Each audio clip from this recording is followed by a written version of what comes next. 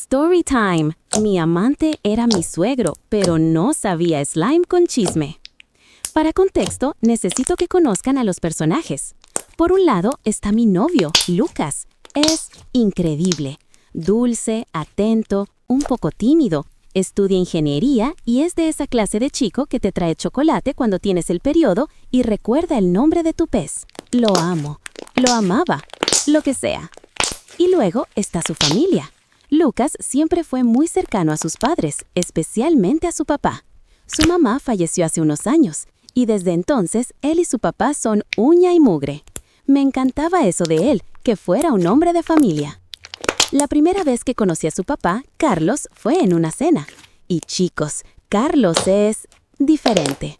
No es el típico papá cuadriculado. Tiene como 50 años, pero parece de 40. Es arquitecto, viaja mucho, tiene esa energía de hombre seguro, con historias, con una sonrisa que te hace sentir que eres la persona más interesante del mundo. Es culto, hace yoga, tiene el cabello con algunas canas que en vez de hacerlo ver viejo, lo hacen ver interesante. Esa primera cena, recuerdo que Lucas se fue a atender una llamada de la universidad y Carlos y yo nos quedamos solos en la mesa. Y hablamos, no de las cosas aburridas de siempre, sino de arte, de ese viaje que siempre quise hacer a Japón, de películas indie. Fue una conversación increíble. Y cuando Lucas volvió, Carlos simplemente le dijo: «Tienes mucha suerte, hijo. Esta chica es especial». Y yo por dentro, súper feliz. Pero, mirándolo ahora, esa fue la primera señal. La conexión fue muy inmediata, muy intensa. El tiempo pasó. Lucas y yo llevábamos como 8 meses juntos. Todo era perfecto. O casi. Verán, Lucas es maravilloso, pero es muy metódico, muy predecible. Nuestras citas eran cine, pizza, videollamada. Y yo, que soy más impulsiva, a veces sentía que me faltaba un poco de adrenalina. No es que no lo quisiera, pero extrañaba esa chispa de lo inesperado. Y entonces empezó lo de Instagram. Carlos tenía story time. Mi amante era mi suegro, pero no sabía slime con chisme. Para contexto, necesito que conozcan a los personajes. Por un lado está mi novio, Lucas. Es increíble, dulce, atento, un poco tímido, estudia ingeniería y es de esa clase de chico que te trae chocolate cuando tienes el periodo y recuerda el nombre de tu pez. Lo amo, lo amaba, lo que sea. Y luego está su familia. Lucas siempre fue muy cercano a sus padres, especialmente a su papá. Su mamá falleció hace unos años y desde entonces él y su papá son uña y mugre. Me encantaba eso de él, que fuera un hombre de familia. La primera vez que conocí a su papá, Carlos, fue en una cena. Y chicos, Carlos es diferente. No es el típico papá cuadriculado. Tiene como 50 años, pero parece de 40. Es arquitecto, viaja mucho, tiene esa energía de hombre seguro, con historias, con una sonrisa que te hace sentir que eres la persona más interesante del mundo. Es culto, hace yoga, tiene el cabello con algunas canas que en vez de hacerlo ver viejo, lo hacen ver interesante. Esa primera cena, recuerdo que Lucas se fue a atender una llamada de la universidad y Carlos y yo nos quedamos solos en la mesa. Y hablamos, no de las cosas aburridas de siempre, sino de arte, de ese viaje que siempre quise hacer a Japón, de películas indie. Fue una conversación increíble. Y cuando Lucas volvió, Carlos simplemente le dijo: «Tienes mucha suerte, hijo. Esta chica es especial».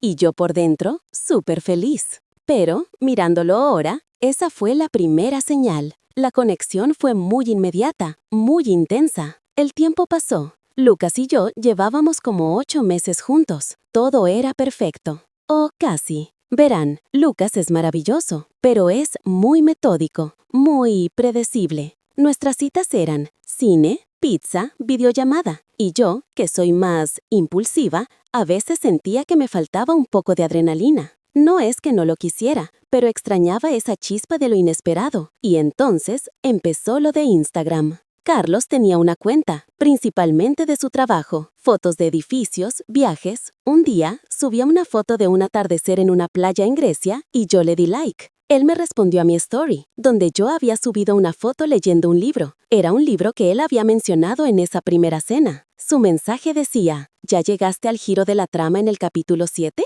Yo me sorprendí. ¿Cómo sabes que voy por ahí? Le contesté. Y así empezó. Empezamos a hablar por DM. Al principio, era inocente. Hablábamos del libro, de música, después de la vida. Él me contaba cómo era Lucas de niño. Yo le contaba mis inseguridades con la universidad. Se convirtió en mi confidente. Era fácil hablar con él. Demasiado fácil. Lucas ni se enteraba. ¿Para qué? Si solo era su papá dándome consejos. ¿Verdad? ¿Verdad? ¿Verdad?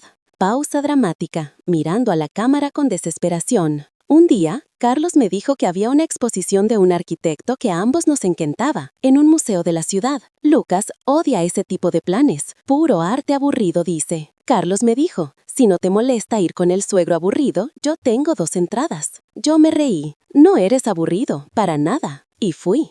Chicos, esa cita fue mágica. No fue una cita, obviamente. Era una salida con el papá de mi novio. Pero caminar por ese museo con él, escucharlo explicar las obras con esa pasión, era distinto. Me sentía vista, entendida, de una manera en la que con Lucas a veces no. Después de la exposición, fuimos a tomar un café, y en la mesa, su pierna rozó la mía por accidente. Y no la movió, y yo tampoco. Mi corazón empezó a latir como loco. Esto ya no era normal, esto ya no era inocente. Ahí empezó el secreto. Las conversaciones por DM se volvieron más intensas, más codificadas. Usábamos referencias de los libros que leíamos para flirtear. Él me mandaba fotos de atardeceres diciendo, esto me recordó a ti. Yo le mandaba canciones con letras súper evidentes. Era una bomba de tiempo. Y yo era tan, pero tan idiota que le daba cuerda todos los días. La cosa escaló hasta que un día Carlos me escribió, tengo que verte, a solas, de verdad.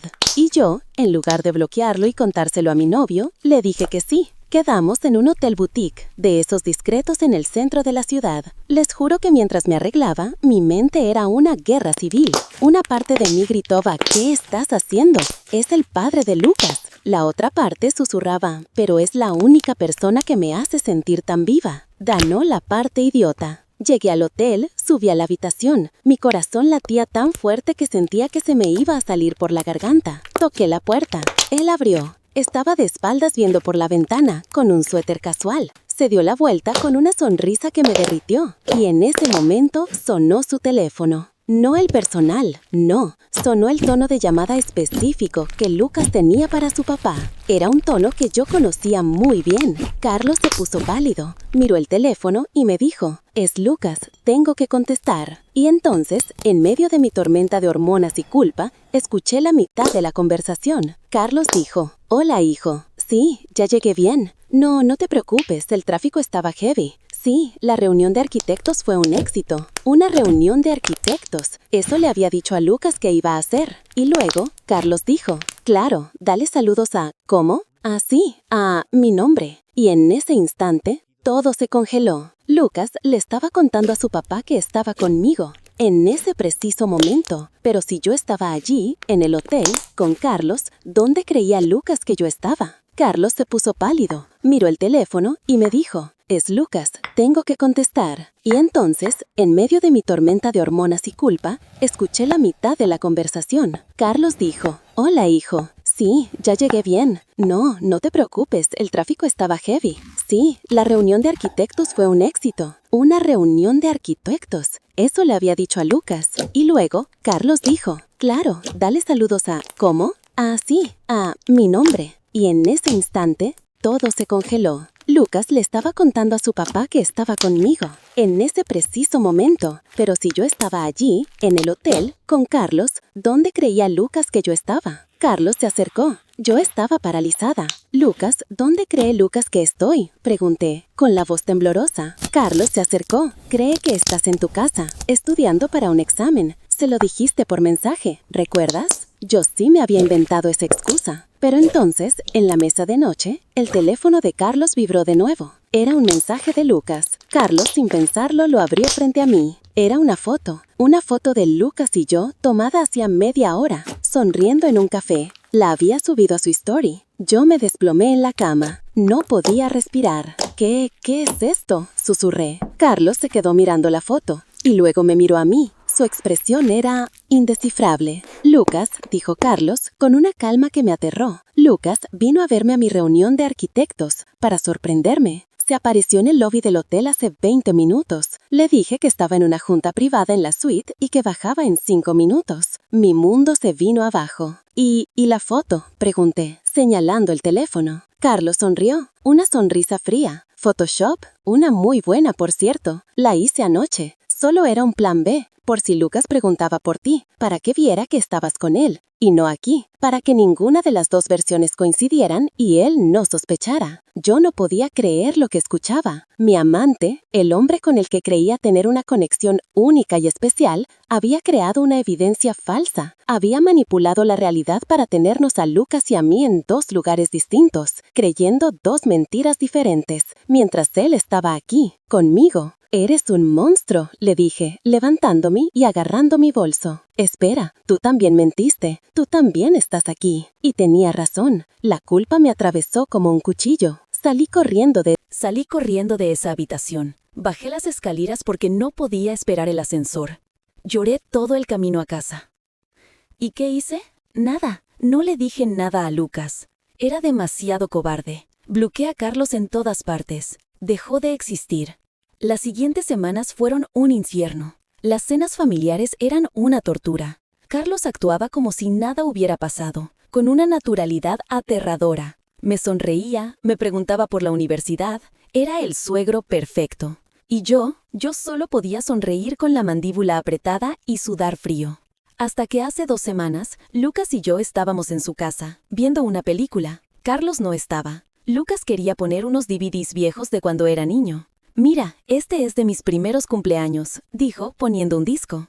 La televisión se encendió. Era un video de Lucas, de unos 5 años, soplando las velas de su pastel. Y allí, detrás de él, estaba Carlos, más joven pero con la misma sonrisa. La misma sonrisa segura, encantadora y manipuladora que usó conmigo. Y entonces, la cámara giró y enfocó a una mujer, una amiga de la familia, joven, bonita, y la vi mirando a Carlos con exactamente la misma mirada de admiración y complicidad con la que yo lo miraba en el museo. Y entonces lo entendí todo. No era la primera vez. Yo no era especial. Yo no era diferente. Yo solo era la última de una larga lista. El patrón se repetía. Carlos, el viudo culto y atractivo, buscando la validación y la adrenalina en chicas jóvenes, accesibles, cercanas a su hijo, usando la confianza de su hijo como la cortina de humo perfecta. Me levanté y corrí al baño a vomitar. Todavía no le he contado nada a Lucas. ¿Cómo le dices que la persona en la que más confías, el hombre que te crió,